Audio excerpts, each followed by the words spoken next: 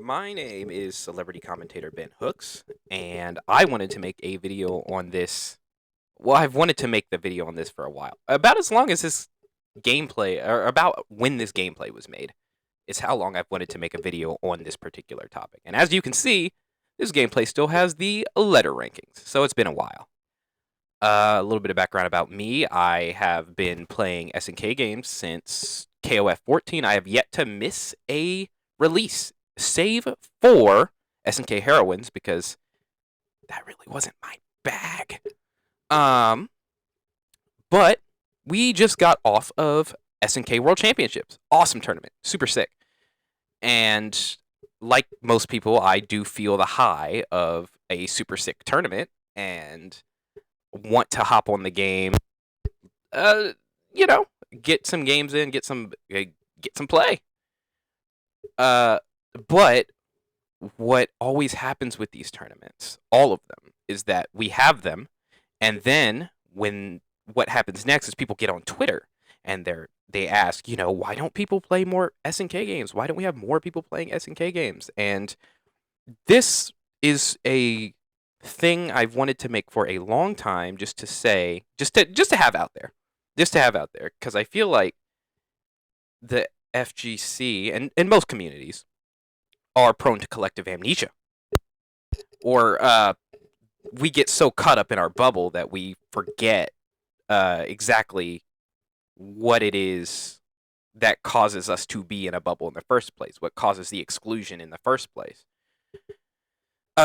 So I wanted to just bring up the culture that SNK games have, right?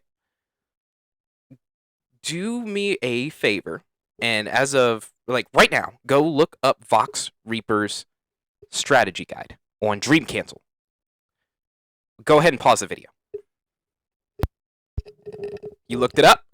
What does it say? 236p the entire world or something like that, right? As of November 4th, 2025, that's what it says there. This game came out March. This game's been out kind of a while.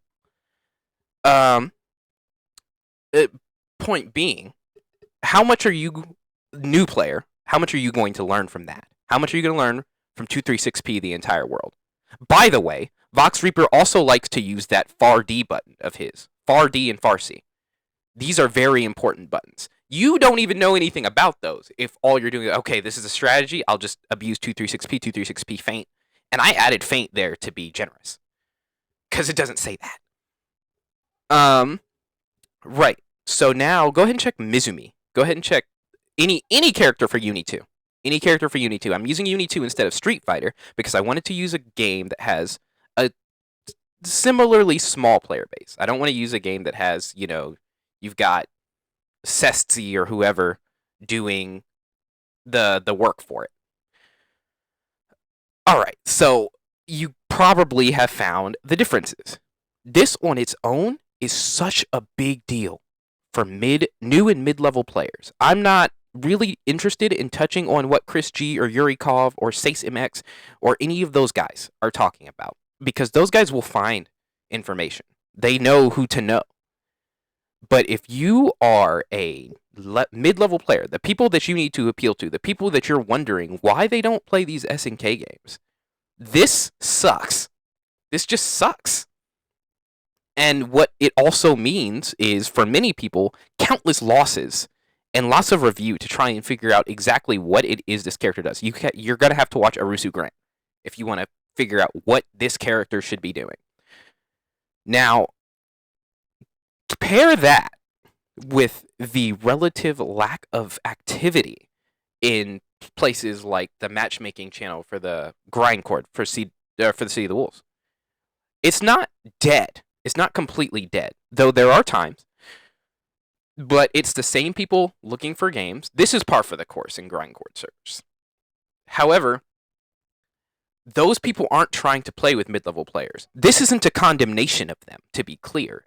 These are people trying to fight for $4.1 million on the SWC 2025, now 2026, has been said to have the same amount, the same 4 games. So with that in mind, of course. But there's no real, it doesn't feel like there's a real place for people who are earnestly interested in improving, right? Earnestly interested in playing to play. Uh, my experience, and this was before SWC like even was really a thing. I was playing, I would play in Just Frame, and my experience was having a high level player, one Wonkov, referred to me as beyond shit, and like that was actually the day that I was like, okay, there's something with this culture because maybe, right? Maybe I'm bad, and that's fine. But this just isn't something I would have heard elsewhere, you know? Like you have a new player or a worse player and they're trying earnestly to improve.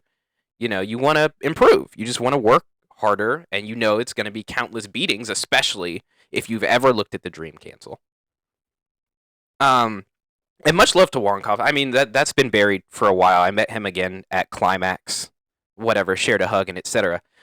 Um but just the fact that that could be a thing that happened, right, is a little bit of a turnoff for something that's it's going to be difficult, something that's hard to learn, something that's hard to become better at. Um, and it's just it's tough. It's tough, and it definitely puts a damper on people who want to get better. It puts a damper on people who want to improve, new players who want to improve. I don't really know what the answer is outside of maybe something like a Uni 2 beginners lobbies or a Street Fighter New Challenger style Discord. Maybe you get that and you can get some work in. Um, I'm really not sure. But what I do know is that it is a culture thing. It is something that's going to have to change internally because no amount of tutorials are going to make that happen. It's good to have a good tutorial. This game could definitely use like character explanations, right? Especially if Dream Cancel isn't going to reliably give them to you. Um, but obviously, I want to shout out the people who do work on Dream Cancel because it's not just like an automated make a new thing on its own pulled from the game. No, that's work that people have to do. So shout outs to the people who do.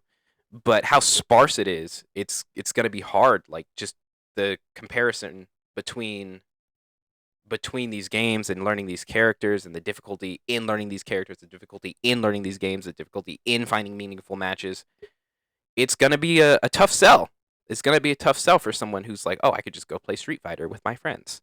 I could just go to the Battle Lounge with my friends. I could just go to the Tower or whatever Stripe is doing these days with my friends. I could go to Tekken with my friends. It just becomes way easier to just play something else, and that's the whole reason. That's the whole reason. It's never how hard the game is. It's how hard the game is to learn. How hard it is to like feel like you're part of a community when you're playing it. That's what's always going to be the issue. Anyway, I'm running out of time because I recorded the gameplay before the voiceover, so enjoy whatever's left. Thanks for watching.